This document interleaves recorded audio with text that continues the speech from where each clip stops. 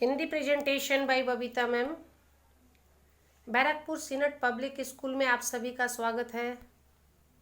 बच्चों, आज हम सभी कक्षा 9 के विषय हिंदी कहानी का अध्ययन करेंगे। कहानी का शीर्षक है ठेले पर हिमालय और इसके लेखक है धर्मवीर भारती। धर्मवीर भारती जी के जीवन से परिचित हो जाते हैं। डॉक्टर धर्मवीर भारती का जन्म 25 दिसंबर सन 1926 ईस्वी को इलाहाबाद में हुआ था। इनकी संपूर्ण शिक्षा दीक्षा इलाहाबाद में ही हुई।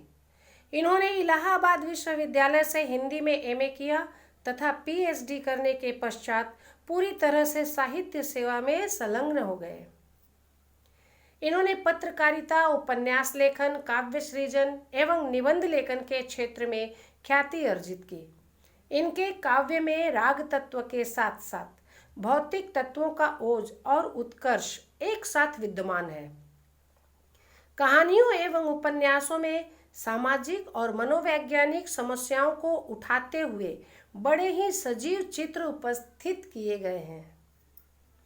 ये कुछ वर्षों तक इलाहाबाद विश्वविद्यालय में हिंदी के प्राध्यापक नियुक्त हुए। सन 1959 ईस्वी में मुंबई से प्रकाशित होने वाले हिंदी के प्रतिष्ठित साप्ताहिक धर्मयुग के संपादन का भार भी इनके कंधों पर आया। धर्मयुग की बढ़ती हुई लोकप्रियता उनकी कुशलता एवं श्रेष्ठ पत्रकारिता का उदाहरण है। नई कविता के विकास में इनका महत्वपूर्ण योगदान है। ये एक साथ ही कथाकार, निबंधकार और कवि हैं। अतः हिंदी साहित्य में इनका महत्वपूर्ण स्थान है। पाठ का सारांश है।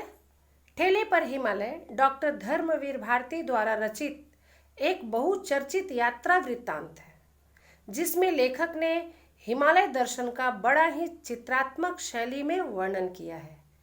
हिमालय के दर्शन की, हिम दर्शन की प्रेरणा लेखक को उनके मित्र शुक्ल जी से मिलती है, जो बार बार उन्हें उत्साह से रहते हैं। लेखक अपनी पत्नी के साथ कोसी पहुंचता है और वहां शुक्ल जी के आगमन की प्रतीक्षा करता है, क्योंकि लेखक के विचार में शुक्ल जी पथ के ऐसे साथी हैं जो पूर्व जन्मों के पुण्य के आधार पर मिलते हैं। इस कहानी में नैनीताल से कौसानी की यात्रा का वर्णन है। शुक्ल जी एक अजनबी के साथ कोसी आते हैं और यहाँ से बस द्वारा कौसानी की यात्रा आरंभ हुई है। इस यात्रा का चित्रात्मक वर्णन बड़ा ही मनोरम होता है। घर छोड़ने के बाद कष्ट तो होता ही है। बड़ी कष्टकर कोसी से कौसानी की यात्रा थी, पर उस यात्रा की थकान को प्राकृतिक दृश्य एवं सुखद माहौल दूर कर देता है। 24 मील की बस यात्रा में घने जंगल, पर्वत प्रदेश, छोटे छोटे खेत, खेतों में बिछी हरियाली की कालीन, छोटी छोटी नदियां, नदियों के बहाव के स्वर मन को मोह लेते हैं। यात्रा का सारा अवसाद बर्फ की तरफ पिघल जाता है। इस यात्रा के दौरान दो सुसज्जित प्रकृति की गोद में खेलती सी लगने वाली घाटियां मिलती है। सोमेश्वर की घाटी और दूसरी कत्यूर की घाटी। कत्यूर की घाटी कौसानी की पर्वत श्रृंखलाओं के मध्य लगभग 50 मील की चौड़ाई में फैली हुई है। घाटी की छटा बड़ी ही निराली है। रंग बिरंगे फूल, हरियाली, आसमान से अटखेलियां करने वाले बादल, बादलों की खिड़की से झांकता हिमालय में हिम शिखरों का वर्णन करने में शब्द छोटे पड़ जा रहे हैं।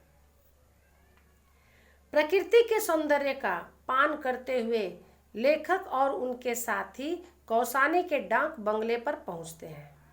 वहां बैठे बैठे ये प्रकृति का नजारा देखते हैं। खान सामा इनसे कहता है, आप लोग बड़े भाग्यशाली हो।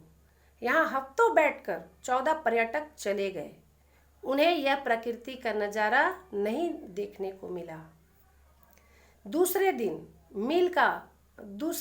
12 मील का चक्कर लगाकर यह दल बैजनाथ पहुंचा। वहां गोमती नदी का नजारा देखने लायक था। गोमती के प्रवाह में हिमालय से ऊंचा सूत्रों की परछाइयां खेल रही थी, बह रही थी। जल में तैरते हिम शिखरों को देखकर निहाल हो गया। वह इस दृश्य को अपनी आंखों के सहारे मन में उतार रहा है, उतारने में व्यस्त है। हिमालय की यात्रा की टीस उसे अभी भी सालती रहती है। तभी वह हिमालय को फिर आने का अपना संदेश भेजता है। इस कहानी का सारांश यहीं समाप्त होता है। थैंक यू, धन्यवाद। फिर मिलते हैं अगले वीडियो में।